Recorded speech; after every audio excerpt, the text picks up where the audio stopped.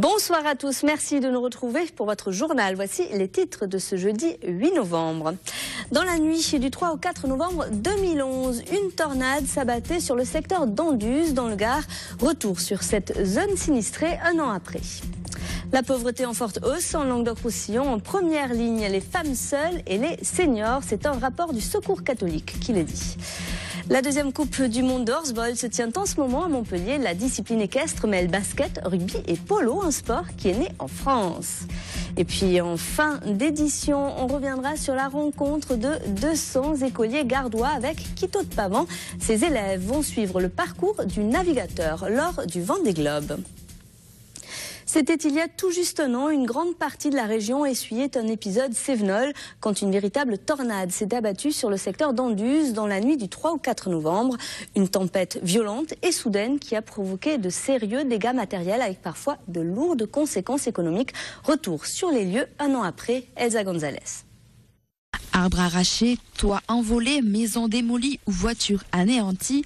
Un an après la tornade qui dévasta le pays des Cévennes dans la nuit du 3 au 4 novembre, à Anduze, malgré une aide financière de 12 000 € versée par la CCI, le traumatisme demeure. Et très dur, très dur. Quoi? Faut tout reconstruire, tout repartir à zéro. Après, de toute façon, peu importe la somme financière à la hauteur à laquelle on peut être indemnisé, je pense que ça remplacera jamais le préjudice moral, quoi. Même constat plus bas sur Anduze, au comptoir Cévenol du Bois, qui avait vu sa scierie dévastée. Ça fait un an qu'on travaille en reconstruction, on a touché des indemnités d'assurance qui se élevaient quasiment à la moitié de ce qui a été évalué au départ, puisqu'on avait 1,2 million de dégâts évalués, on a eu un remboursement de 650 000 €, et on a eu tout le reste en autofinancement, on s'est débrouillé par nous, donc on a retapé beaucoup de choses nous-mêmes. Ça a été une désolation pendant 2 jours, et puis après on est reparti, on a rebondi, on a cherché à rebondir et avancer. Aujourd'hui on se tourne vers l'avenir, on ne regarde pas le passé. Mais outre les dégâts matériels immédiats, cette tornade a fragilisé et endommager le paysage anduzien. On s'est aperçu qu'à la suite de coups de vent de la semaine dernière, pas mal d'arbres se couchent et doivent être soit abattus, soit mis en sécurité. C'est le cas également pour la DDTM qui a dû, elle, abattre des arbres sur la zone de Labo parce qu'ils étaient très fragilisés. De Générargues à Anduze, ce sont au total 16 entreprises sur la vingtaine impactées qui ont bénéficié de l'aide financière de la CCI. À ce bilan s'ajoutent plus de 140 sinistrés, toujours en attente d'indemnisation. Le premier radar tronçon de la région a été installé aujourd'hui dans le Gard. Situé sur la route départementale 15 entre Beaucaire et Fourques, il vise à faire respecter la vitesse sur une longue distance, au contraire des radars ordinaires qui incitent souvent les automobilistes à freiner avant de réaccélérer. Écoutez. Ici, le dispositif enregistre l'entrée du véhicule à l'entrée de la zone, puis à la sortie, et calcule la vitesse moyenne. Et lorsque l'automobiliste dépassait la vitesse de 90 km/h, l'infraction est reconnue et c'est une infraction qui est automatisée. Donc ça passe par un centre national de traitement des infractions. Dans le Gard, en tout cas pour 2012, c'est le premier radar tronçon installé. Il sera mis en service d'ici 2 à 3 semaines et il sera suivi de 2 autres radars tronçons, toujours dans le même département, mais plutôt aux environs d'Alès. Une installation qui vient donc renforcer le dispositif de contrôle routier du département. Depuis le début de l'année, 58 personnes sont mortes sur les routes gardoises, dont une sur ce tronçon entre Beaucaire et Fourques. À Montpellier, les 2 jeunes gens interpellés suite à des violences contre des policiers de la BAC cité du Petit Bar lundi soir ont été jugés en comparution immédiate, accusés d'outrage, de menaces de mort et de jets de projectiles envers les policiers. Ils ont écopé de 4 mois de prison ferme hier soir. Âgés de 18 à 19 ans, ils auraient assisté aux échauffourées qui ont opposé 4 policiers de la brigade anticriminalité. Pris à partie, l'un d'entre eux avait été grièvement blessé et dans le cadre de cette affaire, un jeune homme est toujours recherché. Des pauvres plus nombreux et toujours plus précaires. En Languedoc-Roussillon, 40 700 personnes en grande difficulté reçoivent actuellement de l'aide de la part du Secours catholique, soit 21% de plus qu'en 2002. Une forte hausse qui est marquée par une pauvreté plus intense qui s'installe dans la durée. Principale population touchée, les femmes seules et les seniors. Écoutez. Il y a deux publics vraiment évidents touchés qui sont les femmes seules avec ou sans enfants d'ailleurs, qui représentent maintenant plus de la moitié des personnes qui viennent nous voir. C'est très important, la hausse a été très forte depuis 10 ans. Et l'autre catégorie de public, c'est les personnes de plus de 50 ans, qui représentent maintenant 30% aussi des personnes qui viennent nous voir. C'était que 18% il y a 10 ans. Ça s'explique au niveau des femmes par l'évolution un petit peu démographique et notamment les situations de divorce. Les femmes, la plupart du temps, récupèrent la garde des enfants. En tout cas, c'est les statistiques qui le montrent. Et par ailleurs, c'est des personnes qui ont souvent mis de côté leur carrière pour s'occuper de la famille, des enfants. Et donc, du coup, quand elles se retrouvent dans ces situations-là, ne peuvent retrouver que des travails précaires, mal rémunérés, avec faible qualification. Le Secours catholique qui organise sa grande collecte annuelle le 17 novembre prochain à Montpellier. L'association réceptionnera vos dons, place Paul Bech, quartier Antigone. Les Sanofi ne désarment pas comme tous les jeudis depuis le 5 juillet. Ils protestaient ce matin contre le plan de restructuration du groupe pharmaceutique. En France, plus de 900 suppressions d'emplois ont été annoncées et une réorganisation des centres de recherche. Les sites de Montpellier et de Toulouse seraient plus particulièrement visés. Et ce matin, ils étaient environ 200 à manifester entre l'hôtel du département et les locaux de Sanofi pour dire non à ce projet. Ce qu'on attend, c'est qu'il y ait carrément que garder tous les sites de recherche en France, c'est-à-dire parce qu'il y a quand même dans le plan une suppression du site de Toulouse. Nous, ce qu'on veut, c'est garder la recherche sur Montpellier et garder la recherche telle qu'on l'a connue par le passé, qui a permis quand même de découvrir toutes les molécules et tous les médicaments qui sont sur le marché. Ce que nous attendons, c'est une position du gouvernement beaucoup plus claire et que des paroles y passent aux actes.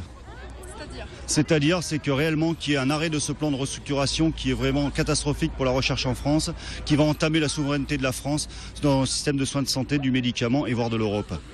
Les syndicats du groupe pharmaceutique qui ont lancé une procédure judiciaire contre Sanofi et demandé l'annulation du plan de réorganisation pour défaut d'information. C'est le tribunal de grande instance d'Évry qui doit rendre sa décision demain à ce sujet. On passe au sport avec du football tout d'abord et la nouvelle procédure disciplinaire qui vise le MHSC, ouverte par l'UEFA suite aux incidents du match Olympiakos-Montpellier. En marge de la rencontre, des échauffourées ont opposé une centaine de supporters montpelliérains aux forces de l'ordre grec. Un supporter du MHSC a été arrêté pour jet de fumigène. Je vous rappelle que le club a déjà été sanctionné par l'UEFA cette saison suite aux incivilités en marge du match de Ligue des Champions contre Schalke 04 en Allemagne.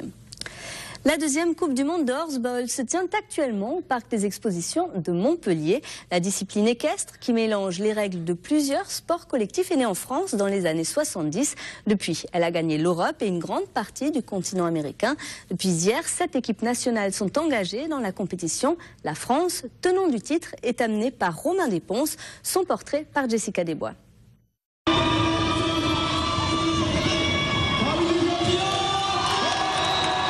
Jouer au rugby et au basket sur un cheval, une discipline surprenante qui s'est imposée à Romain Desponces. Fils de l'un des créateurs du horseball, il joue depuis qu'il sait monter. Et comme tout petit garçon qui se respecte, j'ai essayé un petit peu les autres sports, le foot, je vous dis le rugby, le handball, les sports co. J'ai assez accroché aux sports co et de fil en aiguille, forcément le horseball étant la seule discipline au sein de l'équitation qui réunissent ce côté collectif et ce côté cheval.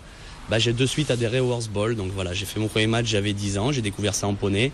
Enfin, depuis que j'y ai touché, j'ai plus jamais arrêté, quoi. Capitaine et horseballeur à 32 ans, Romain Desponces mène ses 7 coéquipiers avec des qualités humaines sur le terrain et en dehors. Donc c'est quelqu'un de confiance sur qui on peut compter en dehors du terrain et sur le terrain. C'est vrai que quand il est là, ça amène une certaine sérénité dans l'équipe. Donc c'est pour ça que d'ailleurs il est capitaine. Il voit bien le jeu, il a le sens du jeu. Donc il nous trouve très facilement. C'est lui qui est un peu le meneur de l'équipe. L'entente entre Romain et son cheval Zimbro inspire aussi les jeunes cavaliers. C'est un joueur très fort horsballistiquement. Il donne vraiment envie aux jeunes de jouer au horseball. Plein de jeunes aimeraient avoir le cheval qu'il a là, Zimbro. C'est un cheval très fort. Et voilà, ça donne vraiment envie de jouer au horseball et de monter en pro et même en équipe de France. Le championnat du monde terminé, Romain et sa monture reprendront le chemin des écuries du club Bordeaux-Lanzac. Ils participeront au championnat de France de horseball Elite Pro. La France qui a battu l'Argentine ce soir en match de poule après avoir battu la Belgique hier 17-6. La finale de cette deuxième Coupe du Monde se jouera dimanche après-midi. Et puis les bons résultats sportifs des féminines de la région à présent. Les basketteuses de Lade se sont largement imposées en Eurocoupe. Elles ont battu les Danoises de Gentofte 91-65. Belle performance aussi pour les handballeuses nîmoises qui ont pris la 6e place du classement du championnat de France en allant battre Mios 33-29. Quito de Pavan largue les amarres ce week-end. Le navigateur prend le départ du Vendée Globe samedi au Sables d'Olonne. Mais avant de quitter Port-Camargue, il a rencontré 200 élèves gardois pendant plusieurs heures. Il a partagé avec eux son expérience au Siquarium du Grau-du-Roi. Ces élèves vont suivre Quito de Pavan pendant son périple en solitaire. Le reportage d'Alain Belon. Quito de Pavan est allé à la rencontre de 200 enfants du Grau-du-Roi et alentour avant son départ pour le Vendée Globe. Entre eux, un jeu de questions-réponses a été mis en place. Un moment qu'apprécie le navigateur. Les enfants ont les yeux qui brillent quand on leur parle de mer, de poissons, de requins et de baleines. Et je pense que c'est des aventures qui les touchent. Et je suis certain que ces gamins, parmi eux, il y en a quelques-uns, alors peut-être 1, 2, 10, pourquoi pas, qui feront un jour de la voile à haut niveau. Grâce à un projet pédagogique animé par le Siquarium du Grau-du-Roi, un PC course a été mis en place. Les 200 élèves vont pouvoir vivre le Vendée Globe. Les enfants, on étudie toujours la planète Terre, donc avec ses différentes façons de s'y repérer. Et les difficultés de se repérer en mer, comme elles ont été évoquées par le navigateur Quito de Pavan, sont particulièrement intéressantes pour les enfants. Et donc, nous avons un ordinateur dans la classe et ça nous permettra évidemment de suivre avec grand plaisir le Vendée Globe Challenge. On a organisé ça avec, en coordination avec la mairie du Grau-du-Roi, le port de Port-Camargue et puis le Siquarium qui va accueillir donc pendant tout l'hiver ce mini PC course. Ici à Port-Camargue, tout simplement pour faire partager à la population locale et régionale finalement cette aventure-là qui est le Vendée Globe. Dès le 10 novembre, pendant 3 mois, ils pourront suivre les péripéties du Vendée Globe, mais surtout vivre les moments forts de leur navigateur préféré, Quito de Pavan. Un dernier mot de football avec la Ligue 2 et le Nîmes Olympique qui se préparent à affronter Dijon à Dijon. Dijon 7e avec 18 points, le Nîmes Olympique 10e avec 17 points à ses chances selon l'entraîneur Victor Zunta. Écoutez. Aujourd'hui, on l'a confirmé puisqu'on a été chercher un bon résultat au Havre. Là, on vient de faire une belle performance à la maison contre Arles-Avignon. Bon, maintenant, il faut essayer d'enchaîner. Si on veut être dans la continuité, je dirais que déjà avant le match, on est 0-0, donc ça veut dire qu'on a déjà un point. Bon, maintenant, si on est sur la dynamique de notre match de Arles où l'équipe a de l'envie, de la volonté et surtout être un bloc bien compact, on va sûrement leur poser des problèmes. Et si on leur pose des problèmes, on aura automatiquement des occasions. Donc si on en marque un de plus que l'équipe de Dijon, on peut voir peut-être autre chose que le match nul et pourquoi pas les 3 points. Dijon-Nîmes, c'est demain, coup d'envoi 18h45. Retour à présent sur l'actualité internationale en bref et en images, c'est Le Monde en 120 secondes.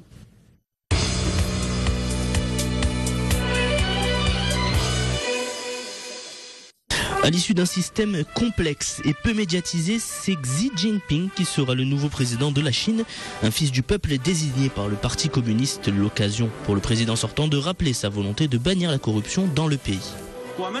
Nous devons continuer nos efforts, activement et prudemment, pour poursuivre la réforme de la structure politique, étendre la démocratie populaire, lui donner plus de portée et la rendre plus saine. Dans un pays où l'opacité règne, c'est dans 10 jours, à l'issue du congrès du Parti communiste qui se tient aujourd'hui, que sera désigné Xi Jinping comme le nouveau chef du gouvernement chinois pour les 10 prochaines années. Un séisme de 7,4 sur l'échelle de Richter a secoué la côte pacifique du Guatemala ce mercredi. Le bilan est pour l'instant de 48 morts et 23 disparus. Ce tremblement de terre a provoqué des mouvements de panique jusqu'au Mexique et au Salvador voisin. Le plan de rigueur pour la Grèce a été adopté dans la nuit de mercredi à jeudi à Athènes. Une courte majorité de 153 voix sur 299 pour ce projet de rigueur qui agite le pays depuis des semaines. La Grèce va sortir de la crise. Elle va prendre son propre destin en main, en misant sur le développement, sans bureaucratie, sans récession, avec de la compétitivité, pas de corruption. Et surtout, avec la liberté. Un plan réclamé par l'Union européenne et le FMI afin d'assurer le sauvetage de la Grèce, une perfusion financière indispensable, selon le Parlement à Athènes. Après le passage de l'ouragan Sandy, la côte est des États-Unis se prépare à recevoir une nouvelle tempête ce jeudi. Nous sommes concentrés sur nos objectifs, rétablir le courant, nous assurer que les gens ont de l'essence, que les enfants vont à l'école, que les routes sont dégagées et que les gens ont accès à de l'eau potable. Mais nous devons désormais nous préparer à une nouvelle tempête, car